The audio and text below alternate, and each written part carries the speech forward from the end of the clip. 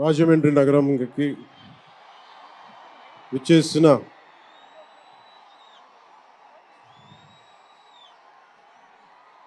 Cinema అభిమానులందరికీ, తెలుగు హీరోల అభిమానులందరికీ, ప్రత్యేకించి రామ్ చరణ్ గారి అభిమానులందరికీ నా హృదయపూర్వక నమస్కారం. ఇక్కడికి విచ్చేసిన ఆసీనులైన విశిష్ట అతిథులందరికీ మనస్ఫూర్తిగా నా హృదయపూర్వక నమస్కారాలు. ఆంధ్రప్రదేశ్ నలుమూలల నుంచి విచ్చేసిన ప్రజానీకానికి నా హృదయపూర్వక నమస్కారాలు.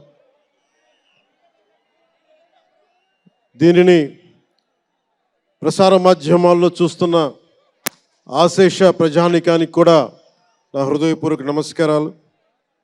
పత్రికాధిపతులకి, పాత్రికేయులకి, యూట్యూబ్ ఛానల్స్కి, అన్ని సోషల్ మీడియా వీక్షిస్తున్న ప్రతి ఒక్కరికి కూడా నా హృదయపూర్వక నమస్కారం. అలాగే పవన్ కళ్యాణ్ అభిమానులకు కూడా నా హృదయపూర్వక నమస్కారం.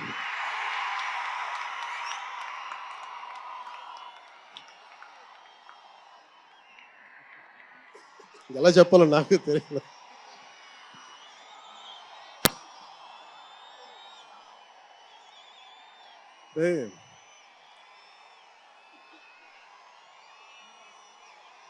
ఎక్కడి నుంచి వచ్చామో మర్చిపోకూడదు కదా. రఘుపతి వెంకయ్య నాయుడు గారిని మర్చిపోలేం, ఒక దాదాసాహెబ్ ఫాల్కేని మర్చిపోలేం, ఒక రాజ్ కపూర్ని మర్చిపోలేం, సత్యజిత్ని మర్చిపోలేం, షోలే తీసిన సిప్పిల్ని మర్చిపోలేం, తెలుగు సినిమాలని ఖ్యాతి నిలబెట్టిన నాగిరెడ్డి గారిని మర్చిపోలేం, బిఎన్ రెడ్డి గారిని మర్చిపోలేం, గోడవల్లి రామబ్రహ్మం గారిని మర్చిపోలేం. ఈ రోజున ఇంతమంది వేదిక పైన శంకర్ గారు లాంటి నిష్ణాతులు మహానుభావులు ఉన్నారు అంటే, సూర్య గారు లాంటి నటుడు దర్శకులు ఉన్నారంటే మేము మూలాలు మర్చిపోకూడదు. తెలుగు చిత్ర పరిశ్రమ పెద్దలందరికీ గుర్తు చేసుకుంటూ, తెలుగు జాతికి పేరు తెచ్చిన ఎన్టీ రామారావు గారికి మనస్ఫూర్తిగా ఆయనని గుండె లోతుల్లోంచి ఆయనకి స్మరించుకుంటూ, అలాగే పవన్ కళ్యాణ్ ఉన్నా, రామ్ చరణ్ ఉన్నా, ఏ హీరోలు ఉన్నా కానీ దానికి మూలం మెగాస్టార్ చిరంజీవి గారు. మీరందరూ గేమ్ చేంజర్ అనొచ్చు, ఓజీ అనొచ్చు. ఆ మూలాలు ఎక్కడో మారుమూల ఒక చిన్న పల్లెటూరులో, కుగ్రామంలో, మొగల్తూరు అనే కుగ్రామంలో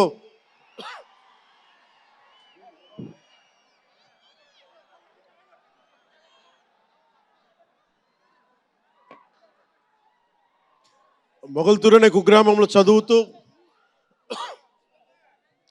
విఆర్ఎస్ఎన్ వైఆర్ఎన్ కాలేజ్ నర్సపూర్లో చదువుకుంటూ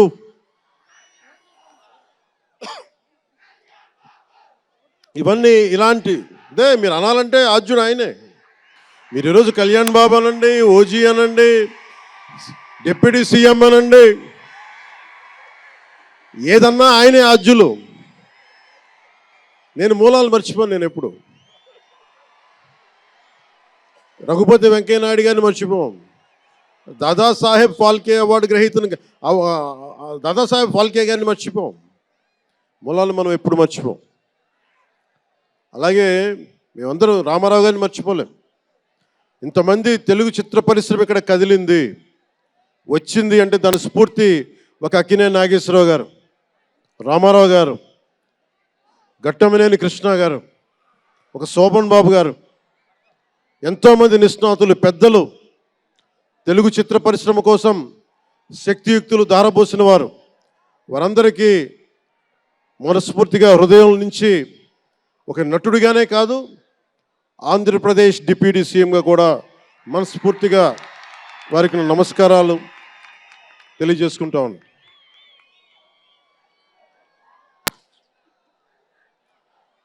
ఈ రోజున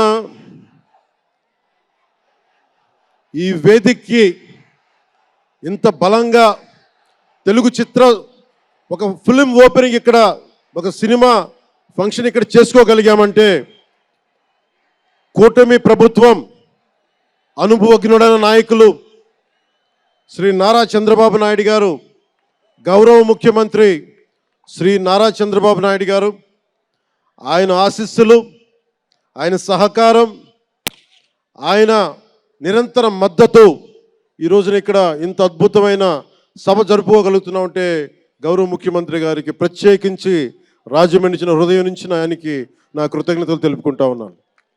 అలాగే ఒక ఫంక్షన్ చేస్తున్నామంటే హోమ్ మినిస్టర్ అనిత గారికి కూడా నా హృదయపూర్వక ధన్యవాదాలు తెలియజేసుకుంటా ఉన్నాను. స్టేట్ డీజీపీ గారికి నా హృదయపూర్వక ధన్యవాదాలు. జిల్లా ఎస్పీ గారికి, జిల్లా అధికార యంత్రాంగానికి, జిల్లా కలెక్టర్ గారికి, ప్రతి ఒక్కరికి పేరు పేరున గత 2 రోజులుగా 4 రోజులుగా కష్టపడి మన పర్మిషన్స్ అన్నీ ఇచ్చి ఈ సభను విజయవంతం చేసే నేపథ్యంలో కష్టపడిన ప్రతి ఒక్క అధికారులందరికీ కూడా ప్రత్యేకించి ధన్యవాదాలు. అలాగే వేదిక పైన ఉన్న శ్రీ కందుల దుర్గేష్ గారికి, గౌరవ మంత్రివర్యులు పిడుగు హరిప్రసాద్ గారు, ఎమ్మెల్సీ, మమ్మల్ని ఇన్ని రకాలుగా ఆయన, మీకు తెలుసు కదా గోరట్ల బుచ్చి చౌదరి గారి గురించి, ఆయన్ని పట్టు విడవరు ఆయన, మనం వదలాల్సిందే పట్టు. అలాంటి గోరంట్ల బుచ్చయ్య చౌదరి గారికి మనస్ఫూర్తిగా నా హృదయపూర్వక నమస్కారాలు. అలాగే యువరక్తంతో రాజమండ్రి రాజకీయాల్లో ప్రజలకి నిరంతరం సేవ చేద్దామని చేస్తే ఆదిరెడ్డి వాసు గారికి నా హృదయపూర్వక నమస్కారాలు. అలాగే నిరంతరం గత పాలనలో ఒత్తిళ్లు ఎదుర్కొని బలంగా నిలబడ్డ రాజనగరం ఎమ్మెల్యే శ్రీ బత్తుల బలరామకృష్ణ గారికి, అలాగే కె శ్రీనివాసరావు గారికి, గౌరవ ఎమ్మెల్యే, వారికి నా హృదయపూర్వక నమస్కారాలు. అలాగే Kakinada urban development authority chairman Shri Tummala Babu గారికి నా హృదయపూర్వక నమస్కారాలు.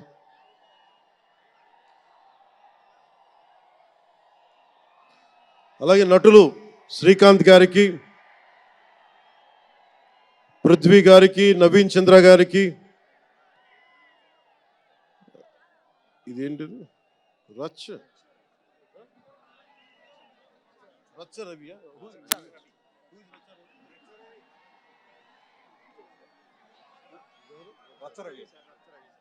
రచ్చ రవి గారికి, రామ్ జోగయ్య శాస్త్రి గారికి, కాసరాల శ్యామ్ గారికి, అనంత్ శ్రీరామ్ గారికి, బుర్రా సాయి మాధవ్ గారికి, ఇక్కడ ఉన్న అంజలి గారికి, అలాగే మ్యూజిక్ డైరెక్టర్ తమన్ గారికి.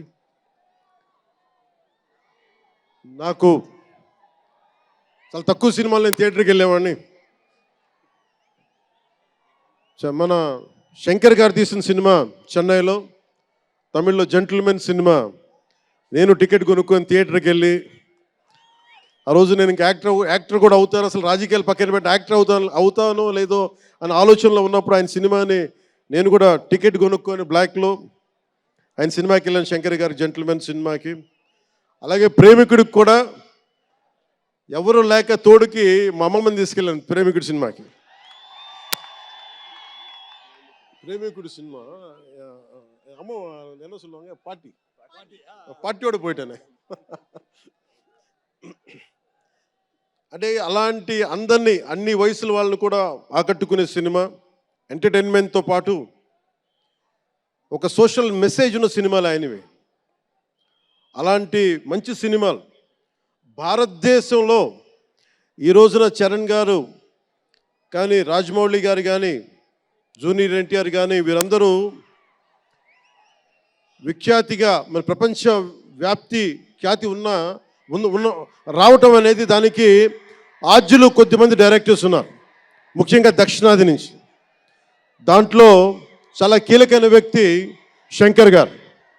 శంకర్ గారు ఈ రోజున భారతదేశం మొత్తం తెలుగు చిత్ర పరిశ్రమ వైపు చూస్తుంది అంటే తమిళనాడు నుంచి వచ్చి తెలుగులోకి డబ్బై ఆ సినిమాని తెలుగు ప్రేక్షకులు ఇది తమిళ సినిమా కాదు తెలుగు సినిమా అని చెప్పి గుండెల్లో పెట్టుకొని ఆదరించారు. అంత గొప్ప సినిమాలు తీశారు శంకర్ గారు. నేను ఎప్పుడు అనుకునేవాడిని శంకర్ గారు తెలుగులో కూడా తీయచ్చు కదా డైరెక్ట్ తెలుగు ఫిల్మ్ అంటే. ఆయన ఈ విధంగా గేమ్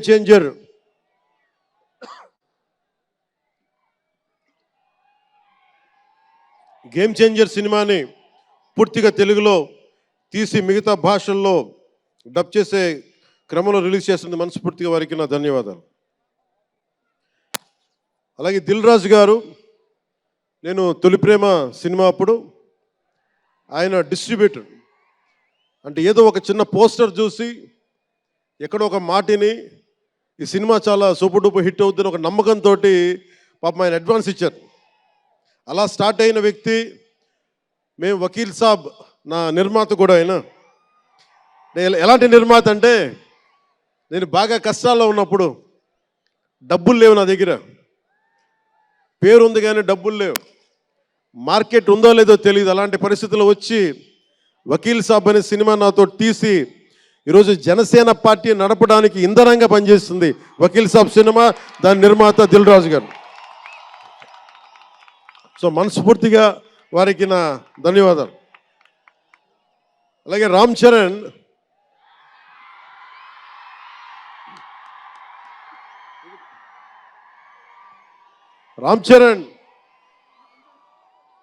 అంటే నేను రామ్ చరణ్ ఉన్నప్పుడు నేను పుట్టినప్పుడు నేను ఇంటర్ ఎప్పుడు చదువుతున్నాను. ఇంటర్ చదువుతున్నప్పుడు నాకు అన్నయ్యకి అబ్బాయి పుట్టాడు అని చెప్తే ఇంట్లో నామకరణం చేశారు. నామకరణం చేసినప్పుడు మా నాన్నగారు పెట్టిన పేరు మా ఇంట్లో అందరికీ ఆంజనేయ స్వామి పేరు రావాలి, మా ఇంటి దైవం అని. రామ్ చరణ్కి రాముడి చరణాల దగ్గర ఉండేవాడు ఎవడో హనుమంతులు, ఆంజనేయ స్వామి. నిత్యం బలం ఉండి కూడా వినయ విధేయతలతో ఉండే వ్యక్తి ఆంజనేయ స్వామి. అంటే ఎంత ఎదిగినా ఎంత శక్తిమంతుడైనా అడిమాది అష్టసిద్ధులున్నా తన శక్తి తను తెలియకుండా ఎదిగే కొద్దీ ఒదిగుండే ఆంజనేయ స్వామిలాగా ఇతనికి రామ్ చరణ్ అని పేరు పెట్టాలని చెప్పి మా నాన్నగారు ఆలోచన చేసి తనకి రామ్ చరణ్ అని పెట్టారు. అలాగే రామ్ చరణ్ నాకు, ఎందుకంటే నాకు చిరంజీవి గారు అన్నయ్య కాదు, పితృ సమానులు, తండ్రి సమానులు. మా వదిన నాకు మాతృమూర్తి. సో నాకు రామ్ చరణ్, నేను బాబాయ్ వీటన్నిటికంటే కూడా నాకు ఎప్పుడు ఒక తమ్ముడు.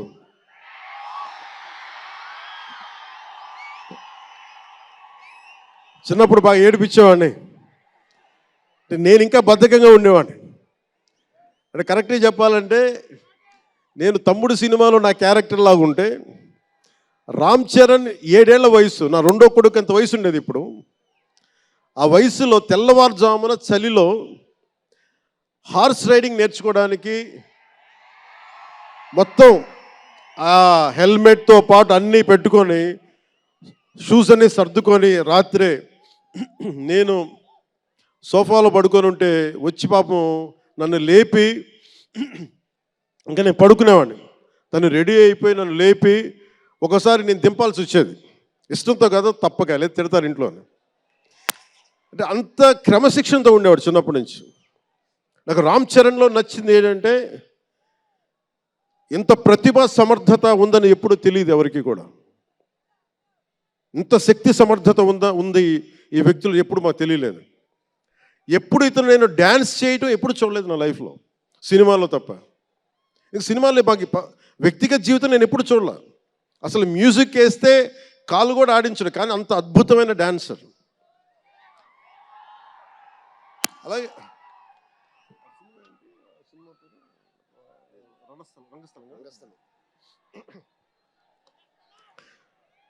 రంగస్థలం గురించి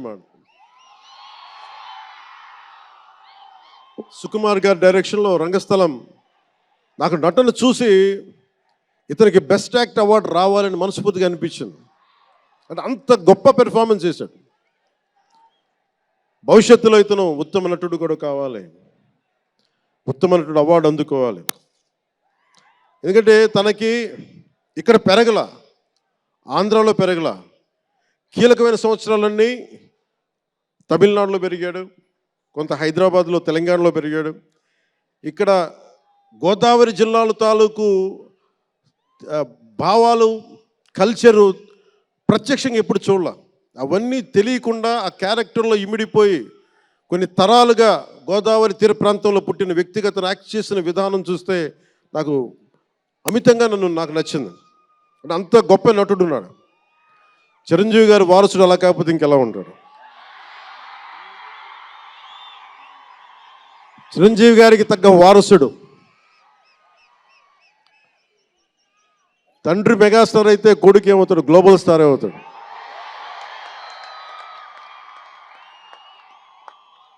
చిరంజీవి గారిని ఎందుకు అంటే ఎక్కడ గుర్తు పెట్టుకోవాలంటే, అంటే నాకు మా అన్నయ్య అంటే ఎందుకు గౌరవం, మొన్న కూడా ఇంట్లో అప్పుడప్పుడు చెప్తా ఉంటాం. ఆయన ఒక మొగల్తూరు నుంచి వచ్చిన వ్యక్తి, ఎవరు ఆధారం లేరు. మీరు ఇంతమంది లక్షల మంది ఇక్కడ ఉన్నారు, జనం ప్రజలందరూ ఉన్నారు. మనకి ఎవరో ఒకరు ఉండాలి అని అనుకోకర్లా, మీకు మీరే ధైర్యం. మీరు అనుకుంటే మీరు సాధిస్తారు. గుండె లోతుల్లో నుంచి నేను సంకల్ప బలం ఉండి దానికి తగ్గ పట్టుదల, కార్యదక్షత ఉంటే మెగాస్టార్ చిరంజీవి గారిలాగా ఎలా సాధించగలరో ప్రతి ఒక్కరూ మీరు కోరుకున్న దాంట్లో సాధించగలరు. అంటే ఆయన ఒక్కడు పెరిగి మా అందరికీ ఆశ్రయం ఇచ్చాడు, ఊతం ఇచ్చాడు. ఆయన ఊతం వల్లే నేను ఈ రోజున మీ అందరికీ కూర్చొని మారుమూల ప్రాంతాల్లో భయపడటానికి, అందరూ భయపడే రోడ్లకి వెళ్ళగలుగుతున్నాను, రోడ్లు వేయడానికి. అంటే ఆ మూలాలు చిరంజీవి గారు మాకు నేర్పించినాయి.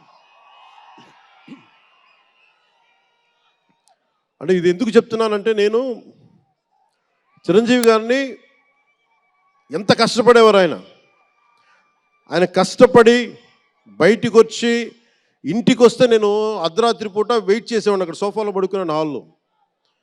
మా అన్నయ్య గారు ఎప్పుడు వస్తారు, ఆయన ఎంత కష్టపడేవారంటే కనీసం వచ్చి షూలు ఇప్పుకోవడానికి అసలు శక్తి ఉండేది కాదు.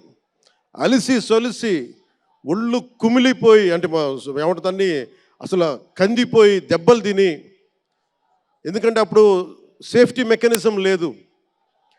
మన గుండా షూటింగ్ టైంలో మన ఏదో అనకాపల్లి వెళ్తుంటే ఇక్కడే చిరంజీవి గారు చేశారని ఎవరు ఆయన సన్నిహితులు చెప్తా ఉంటే, ఆ పడిపోయి ట్రైన్ కింద యాక్సిడెంట్లో కాలు ఫ్రాక్చర్ అయ్యి, అలాంటి ఒక సేఫ్టీ లేని పరిస్థితులు ఆయన చేస్తూ ఇంటికి వచ్చేటప్పటికి మాకు చేయగలిగేది ఏంటంటే, మాకు గిల్టీగా ఉండేది. తమ్ముడు సినిమాలో నేను ఎలా ఉండేవాడిని, ఆకతాయిగా తిరుగుతా, అలా నాకు అలా అనిపించేది నా జీవితం. అలా లేననుకోండి, కానీ మా అన్నయ్య వచ్చేటప్పటికి ఏదైనా చేద్దామని తపంతో పాపం ఆయన సాక్స్ తీస్తే కాళ్ళు వాచిపోయాయి. ఆ షూ కూడా వచ్చేది కాదు, చెమటతో తడిచిపోయేది. ఆయన షూలు తీసి ఆయన పాదాలు తుడిచి అది చేస్తే మాకు ఒక చిన్నపాటి ఉపశాంతి మాకు లభించేది. ఎందుకంటే ఇంత కష్టపడుతున్నాడు ఇంతమంది కోసం అనేది. అంటే అలాంటి కష్టాన్ని చూసి పెరిగాడు రామ్ చరణ్. అందుకే ఎందుకు ఆయన గురించి చెప్తున్నానంటే, మేము ఎప్పుడూ దీన్ని అహంకారంగా తీసుకోలేం.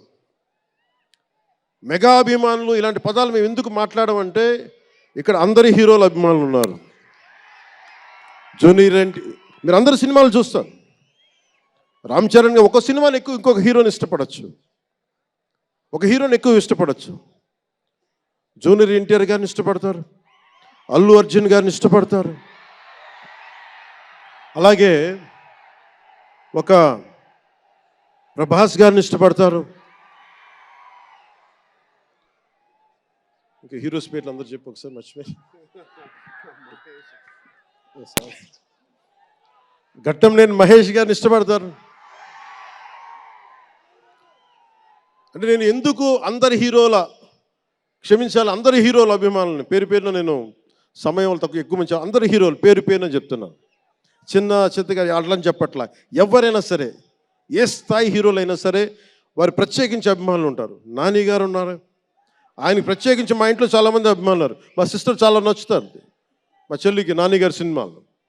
ఇలాగా మా ఇంట్లో అందరికి కూడా మా చిరంజీవి గారు మాకు నేర్పించింది ఒక హీరోని ద్వేషించే పని మాకు తెలియదు. మాకు చిన్నప్పటి నుంచి మా జీవితంలో కళమా తల్లి సాక్షిగా చెప్తున్నాం, ఎప్పుడు కూడా మా ఇంట్లో ఈ హీరో సినిమా పోవాలి, మేము ఉండాలి, మా ఇంట్లో ఎప్పుడు లేదు. అసలు ఆ సంస్కృతి మా ఇంట్లో లేదు. అందుకు మేము అందరం బాగుండాలని కోరుకుంటాం. ఎందుకు బాగుండాలని కోరుకుంటామంటే సర్వే జనం సుఖినో భవంతు అని చెప్పి మా నాన్న నేర్పించిన ఇది మాకు సంస్కృతి. అది మేమే బాగుండాలి, వాళ్ళు బాగుండకూడదు అనుకుంటే ఎకానమీ తిరగాలి, అందరి దగ్గర డబ్బులు ఉండాలి, అందరూ బాగుండాలని కోరుకుంటాం.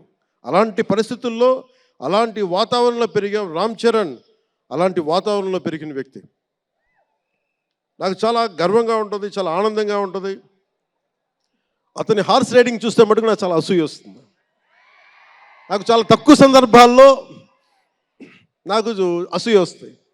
మొన్న ఈ మధ్యన అరకుకి వెళ్ళినప్పుడు గిరిజన ప్రాంతాల్లో ఉన్న సోదరులను చూసి ఆ పచ్చని చెట్ల మధ్య వాళ్ళ జీవన విధానాన్ని చూసి నాకు అసూయ వచ్చింది. అలాంటి అసూయ రామ్ చరణ్ని చూస్తే నాకు మగధీరలు అనిపించింది. ఎంత అద్భుతంగా చేస్తున్నాడు ఇతను. చిన్నప్పుడు నేను కూడా నేర్చుకొని ఉంటే ఇలా ఇంట్లో కూర్చొని కాళ్ళు బాగా జాపుకొని కూర్చోకుండా, పుస్తకాలు కాకుండా ఇంకేదైనా చేస్తుంటే నేను ఇంత అద్భుతంగా చేసేవాడిని అనిపించేది. ఆ పట్టుదలతోటి నాకు హార్స్ రైడింగ్ నేర్చుకోలేదు జీవితంలో. ఇప్పుడు గబ్బర్ సింగ్ సినిమాకి నాకు హార్స్ రైడింగ్ పెట్టారు. అందరూ ఏమనుకున్నారంటే పవర్ స్టార్ అంటే అన్నీ వచ్చేసి అనుకున్నారు. నాకు తెలియదు అవన్నీ. హార్స్ రైడింగ్ అని చెప్పారు, ఓకే అని గుర్రం చూపించారు నాకు. అది కచ్ రాష్ట్రం గుజరాత్లో.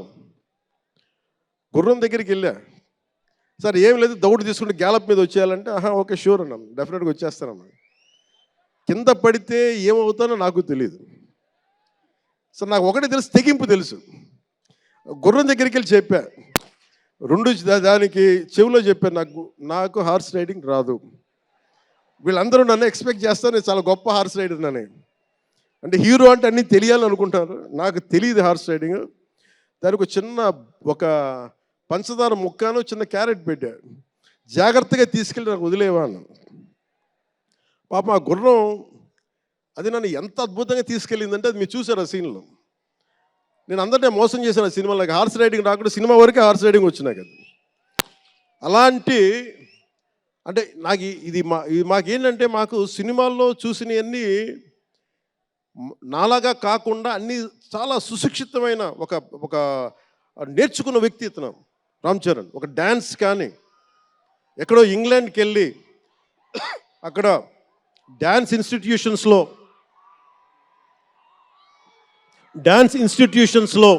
డ్యాన్స్ నేర్చుకొని ఇవన్నీ వచ్చిన వ్యక్తి.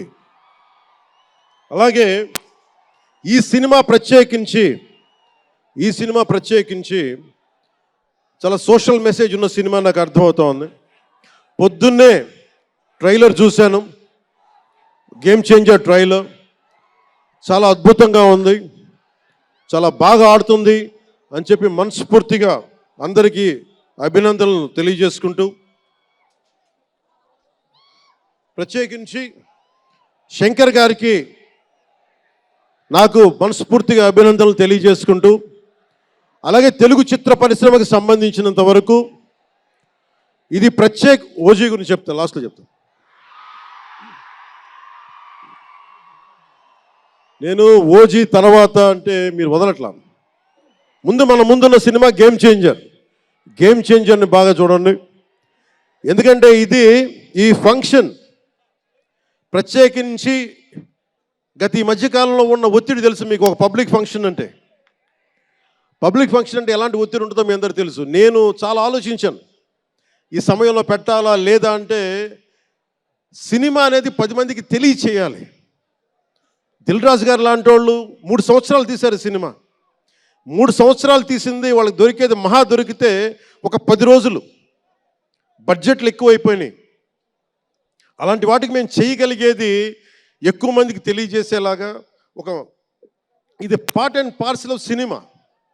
అందుకని మేము కోరుకుంది చిన్న ఫంక్షన్ చేద్దాం, నన్ను అడిగారు గెస్ట్గా రమ్మని. నేను ఒకటే చెప్పాను, ఇంత పెద్ద ఫంక్షన్ చేయాలా లేదా, ఎందుకంటే మీ అందరికీ తెలుసు నా భయం. మీరు క్షేమంగా వచ్చి క్షేమంగా వెళ్ళాలి అని చెప్పి అహిర్నిశలు ఆకాంక్షించేవాడిని, శ్రమ పడేవాడిని.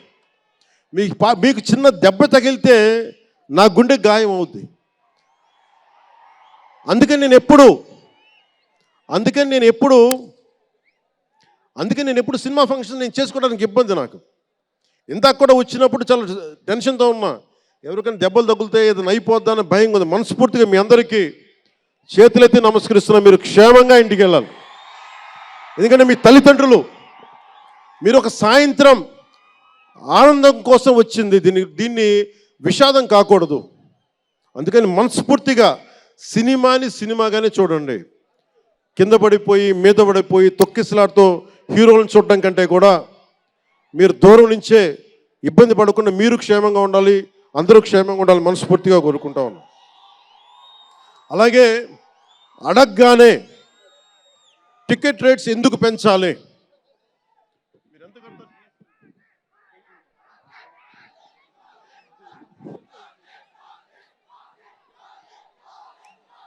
టికెట్ రేట్స్ ఎందుకు పెంచాలి అని చాలామంది అడుగుతూ ఉంటారు. ఒక నిమిషం థ్యాంక్ యూ. సినిమా రేట్లు ఎందుకు పెంచాలని అడుగుతారు. ఈ రోజున సినిమా రేట్లు పెంచాలి అంటే it's a purely demand and supply.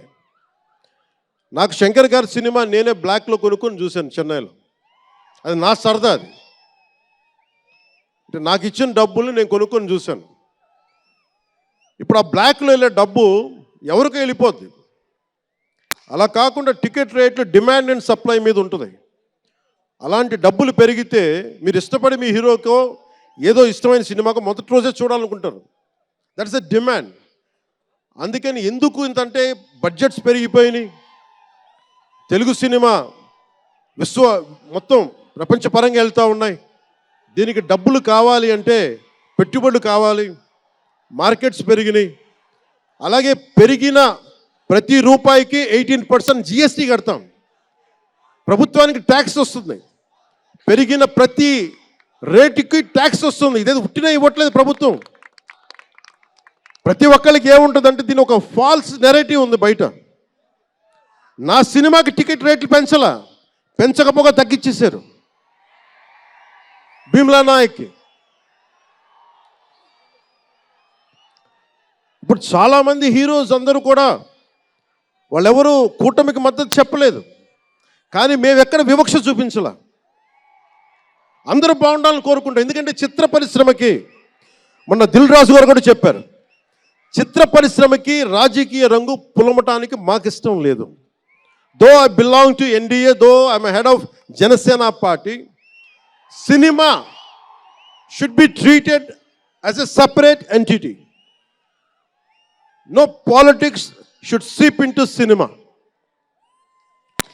Milton Friedman అనే ఒక ఎకానమిస్ట్ ఒక చిన్నపాటి పెన్సిల్ని ఇలా చూపిస్తూ, ఈ పెన్సిల్ని తయారీకి ఈ కనిపించే టిప్పు ఈ మెటీరియల్, దీని లోపల ఉండే గ్రాఫైటు ఈ మెటీరియల్, ఇవన్నీ ఒక్కొక్కటి చెప్పుకుంటూ దీనికి వెనక పెన్సిల్ కూడా రబ్బరు, ఇది ఎక్కడి నుంచి వస్తుంది ఇలా చెప్పుకుంటూ వెళ్తా, ఇది ఒక ప్రాంతం నుంచి రాలా, అనేక దేశాల నుంచి. గ్రాఫైట్ ఏమో ఎక్కడ వేరే కంట్రీస్ నుంచి. ఈ పెన్సిల్కి పెట్టిన మన బ్రాంజ్ రిబ్బన్ను అదేమో వేరే చైనా నుంచో లేదంటే ఏషియా నుంచి. ఈ చేసిన వాళ్ళందరూ ఒక మతం కాదు, ఒక కులం కాదు, ఒక దేశం కాదు, ఒక చిన్నపాటి పెన్సిల్కే ఒక రకరకాల వ్యక్తులు, రకరకాల దేశాలు కలిసి రావాలి. అలాంటిది ఇంత సినిమాకి శంకర్ గారు తమిళియన్, మనకి దిల్ రాజు గారు ఫ్రమ్ తెలంగాణ. ఇక్కడ ఒక్కొక్కరిని అడగండి, ఒక్కొక్కరు ఒక్కొక్క రాష్ట్రం నుంచి వస్తారు. బట్ అందరూ కలిసి సినిమాని తీస్తారు, మీకు ఆహ్లాదం కలిగజేస్తారు.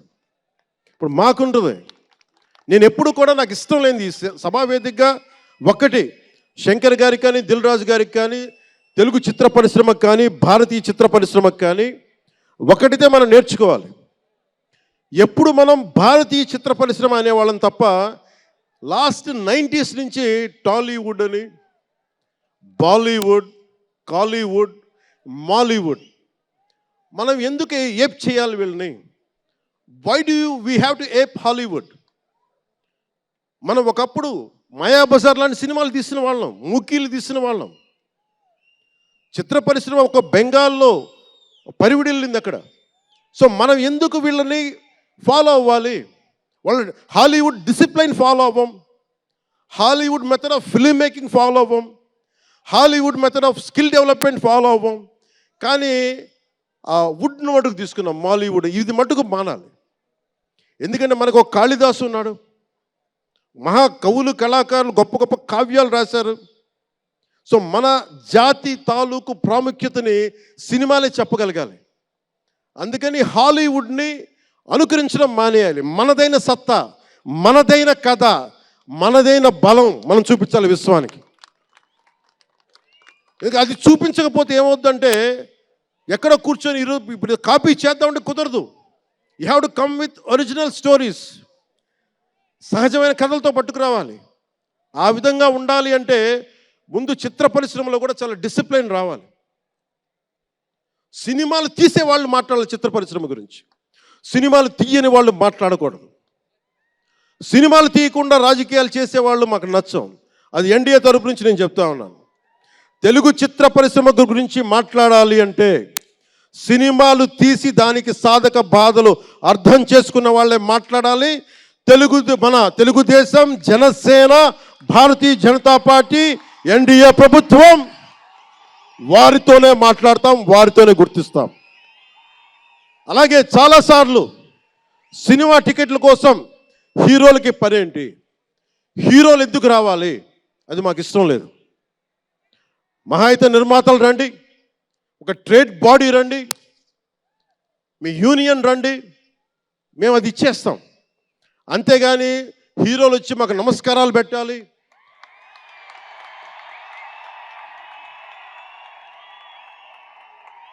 అంత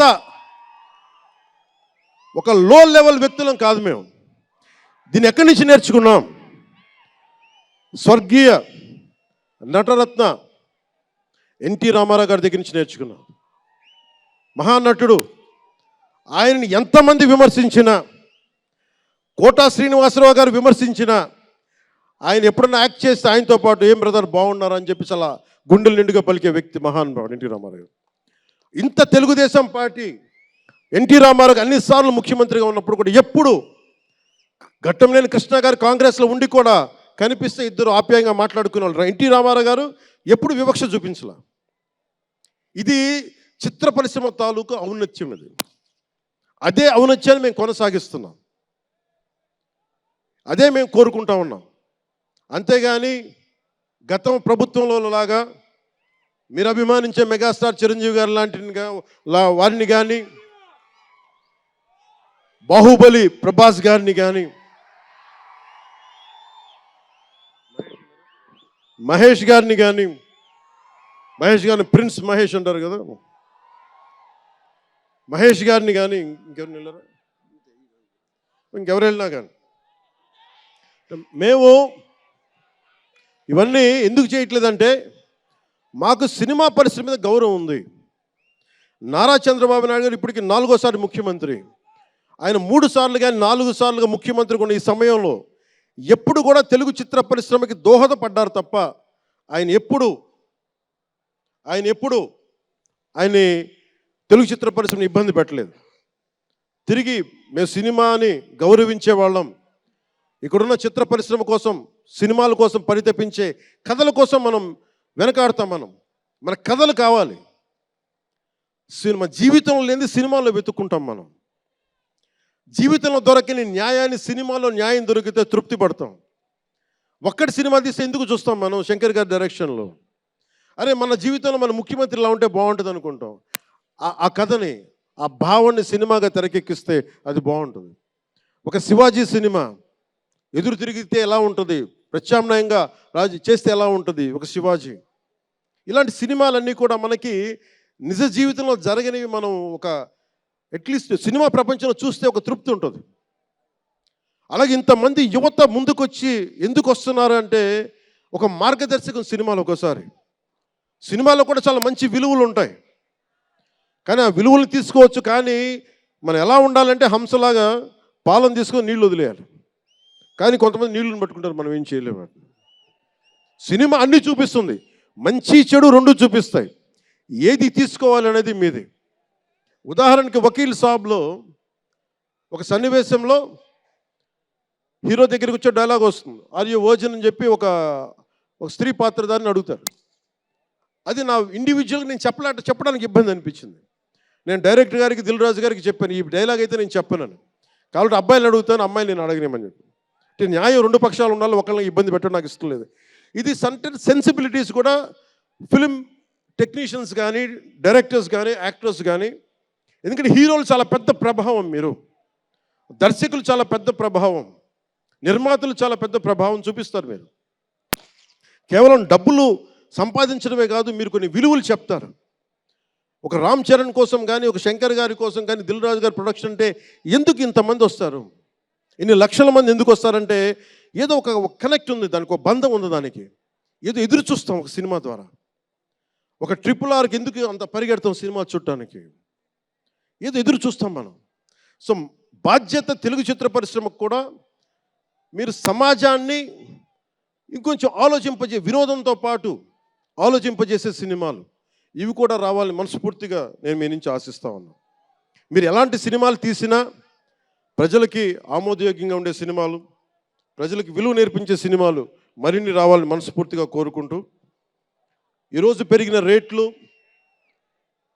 ఆంధ్రప్రదేశ్ ప్రభుత్వానికి ఆదాయం కూడా కేవలం అది నిర్మాతలకని అని అనుకోవడానికి లేదు. పెరిగిన ప్రతి రూపాయికి 18% GST వస్తుంది. అది ప్రజలందరికీ కూడా ఈ సందర్భంగా నేను తెలియజేస్తాను.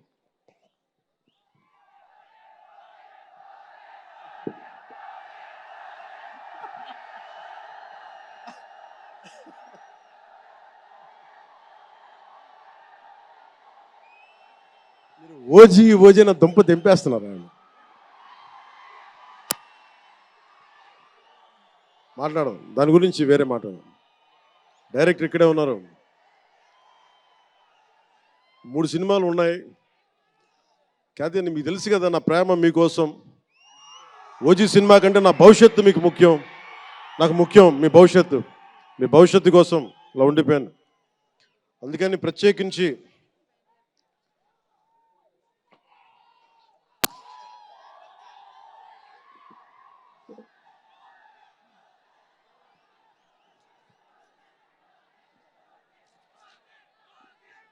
మనం మాట్లాడుకుందాం. ఇది అంటే వేరే సినిమా గురించి, ఒక గేమ్ చేంజర్ అనే సినిమాకి వచ్చి మనం ఓజీ గురించి మాట్లాడుకుందాం.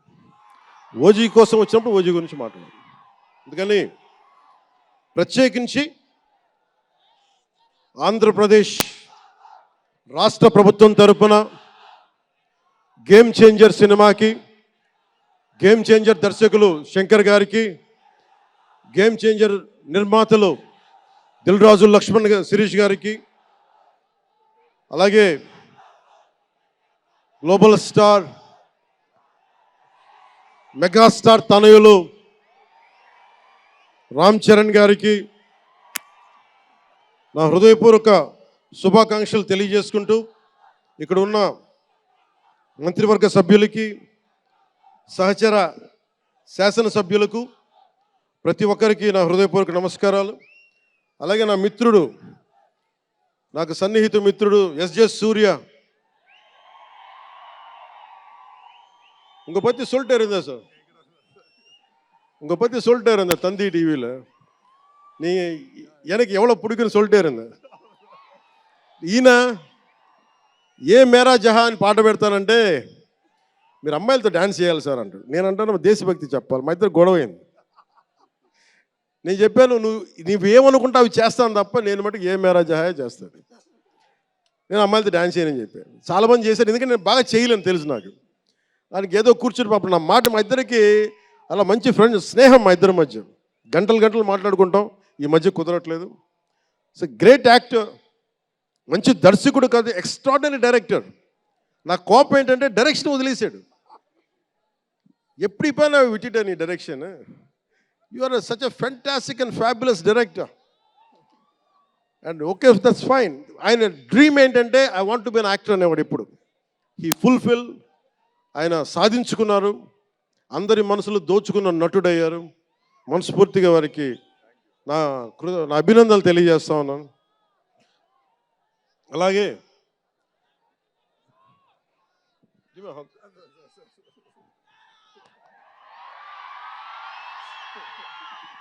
సో మీ అందరికీ మరోమారు ధన్యవాదాలు తెలియజేసుకుంటూ, all my best wishes to game changer,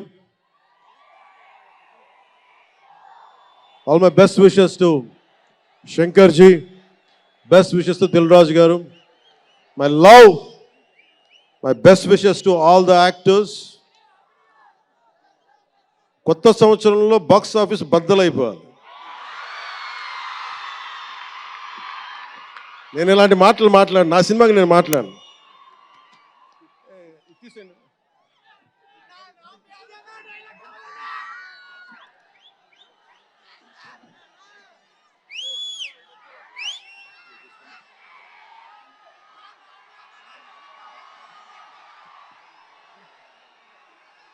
మీరు ఏం చేస్తారో తెలీదు. మగధీరుడు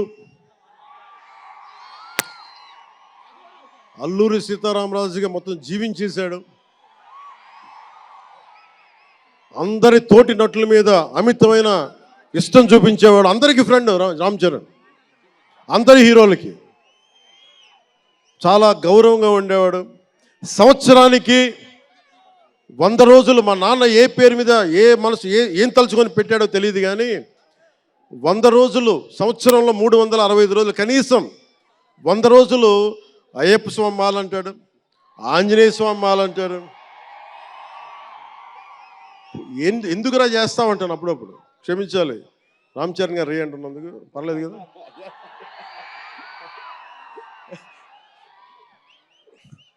అంటే ఎందుకంటే నాకు బాధ్యత తప్పకుండా ఉండటానికి, నియంత్రించుకోవడానికి, అహంకారం రాకుండా ఉండటానికి, ఎప్పుడు చూడండి చెప్పులు లేకుండా ఉంటాడు. అంటే నాకే అనిపిస్తుంది, కనీసం నేను వేసుకునే చెప్పులు కూడా వదిలేడానికి ఇబ్బంది పడతాను అప్పుడప్పుడు. అలాంటిది రామ్ చరణ్ చెప్పులు లేకుండా, మామూలు హీరో కాదు, హాలీవుడ్ దాకా వెళ్ళాడు, ఆస్కార్కి వెళ్ళాడు. అక్కడికి వెళ్ళి ఎంత గుండె ధైర్యం అంటే, నేను చెప్పులు వేసుకుంటా, అవసరమైతే మంచి సూటు బూట్ వేసుకుని తయారవుతాడు, లేదంటే అయ్యప్ప స్వామి మాలేసుకుని కనిపిస్తూ ఉంటాడు. అంటే వ్యక్తిత్వంలో ఎంత బలం ఉండాలి ఆ వ్యక్తికి. అందుకని అలాంటి రామ్ చరణ్ మంచి 16 అణాలు తెలుగువాడు, మా బంగారం, మా తమ్ముడు. ఒక తల్లికి పుట్టకపోయినా కానీ నా తమ్ముడు. ఎప్పుడు ఎదిగే కొద్దీ ఒదిగుండేవాడు. అతనికి మరింత విజయం కలగాలని, అద్భుత విజయాలు కలగాలని మనస్ఫూర్తిగా ఒక బాబాయ్గా కాదు, ఒక అన్నగా ఆశీర్వదిస్తున్నాను. I love you Ram Charan, I love you all.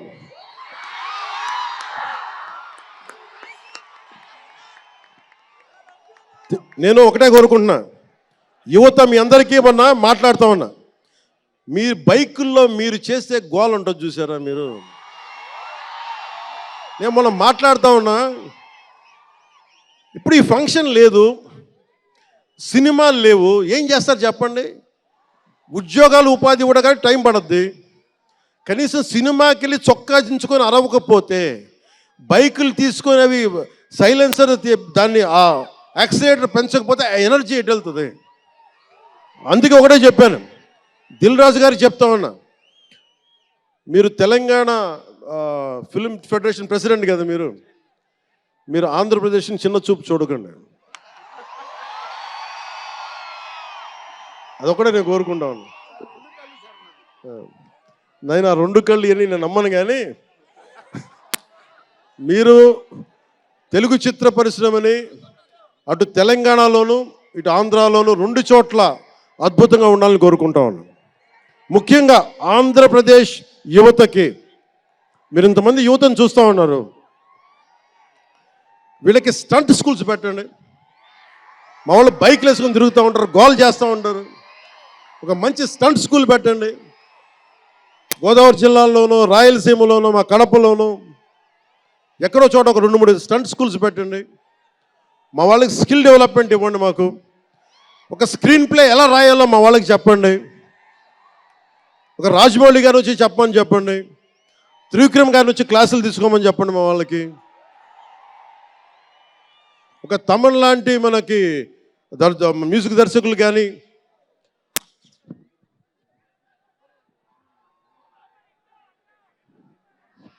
Keeravani గారు కానీ, అలాంటి వాళ్ళందరికీ వచ్చి వాళ్ళ స్కిల్ డెవలప్మెంట్ నేర్పించమని చెప్పండి. మీరు దాని మీద ఒకసారి ఆలోచించండి. స్టూడియోలు పెట్టండి. ఇక్కడ కొంతమంది అసిస్టెంట్ డైరెక్టర్స్కి ఎలా ఉండాలి, డైరెక్టర్స్ కావాలంటే ఏం చేయాలి, 24 క్రాఫ్ట్స్లో ఒకళ్ళకి ప్రొడక్షన్ డిజైనింగ్ నేర్పించండి. మా వాళ్ళకి ప్రొడక్షన్ డిజైనింగ్ స్కూల్స్ పెట్టండి. ఫిల్మ్ మేకింగ్ స్కూల్స్ పెట్టండి. ఈరోజున మీకోసం ఇంతమంది వచ్చారు. మీరు తిరిగి ఇవ్వగలిగేది మీకోసం రేట్లు పెంచాం. ముఖ్యమంత్రి గారు మీకు అండగా ఉన్నారు. చంద్రబాబు నాయుడు గారు, మేమందరం మీకు అండగా ఉన్నాం. తెలుగు చిత్ర పరిశ్రమని మీ ద్వారా మేము కోరుకునేది ఇంతమంది యువతున్నారు. వీరికి మీ ద్వారా కొంత ఉపాధి కల్పించండి. నేను సినిమాని మాట్లాడుతుంటే నేను టీవీని ఎప్పుడు వదలలేదు. టీవీ మీడియంని చిన్న తెర అనుకుని, చిన్న తెర పెద్ద తెర ఉండదు. తెర చిన్నదైనా పెద్దదైనా ఒకటే మాకు. సో మాకు ముమ్మిడివరం లాంటి గొప్ప లొకేషన్స్ ఉన్నాయి. మాకు కేరళకి మించిపోయి ఉంటుంది ముమ్మిడివరం. గోదావరి తీరం చూడండి. అసలు మీరు గండికోట చూడండి కడపలో. సిద్ధవటంకి వెళ్ళండి, అడ్వెంచర్ సినిమాలు ఉంటాయి. అటు వెళ్తే మీరు పార్వతీపురం వెళ్ళండి, మన్యం ప్రాంతం అద్భుతంగా ఉంటుంది. మీరు లొకేషన్స్ని ఎక్స్ప్లాయిట్ చేయండి. ఇక్కడ అందరికీ మేము సౌకర్యాలు కల్పిస్తాం. మా దుర్గేష్ గారికి కూడా చెప్తా ఉన్నాను, మనకి కూర్చొని ఇక్కడ టూరిజం డెవలప్ చేయాలి. అందుకని మీకు తెలుగు చిత్ర పరిశ్రమకి ఆంధ్రప్రదేశ్ ప్రభుత్వం అండగా ఉంటుందని తెలియజేసుకుంటూ, మీకోసం ఒళ్ళు వంచి పనిచేస్తానని తెలియజేసుకుంటూ, మరోమారు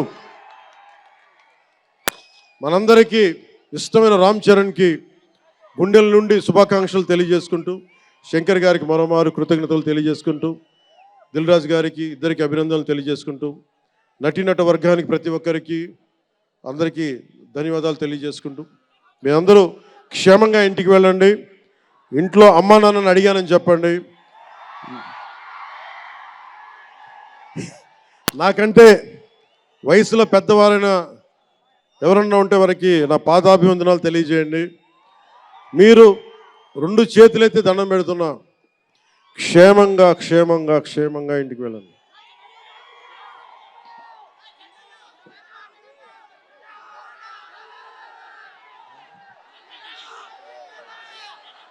మీ అందరికీ మరోమారు ధన్యవాదాలు తెలియజేసుకుంటూ, తెలుగు తల్లికి దండాలు తెలియజేసుకుంటూ, మా తెలుగు తల్లికి పిఠాపురం మంచి సంతోషం.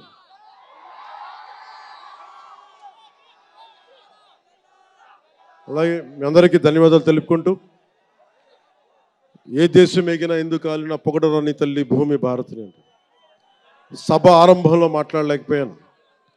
నాకు జన్మనిచ్చిన నా నేల నేను దండాలు పెట్టుకుంటూ, నాకు దేశభక్తిని నింపిన నా భారతదేశానికి జై జైలు చెప్తూ సెలవు తీసుకున్నాను. అందరూ క్షేమంగా ఇంటికి వెళ్ళండి. మనస్ఫూర్తిగా ఇక్కడికి వచ్చిన ప్రతి ఒక్కరికి పేరు పేరున ధన్యవాదాలు తెలుపుకుంటూ,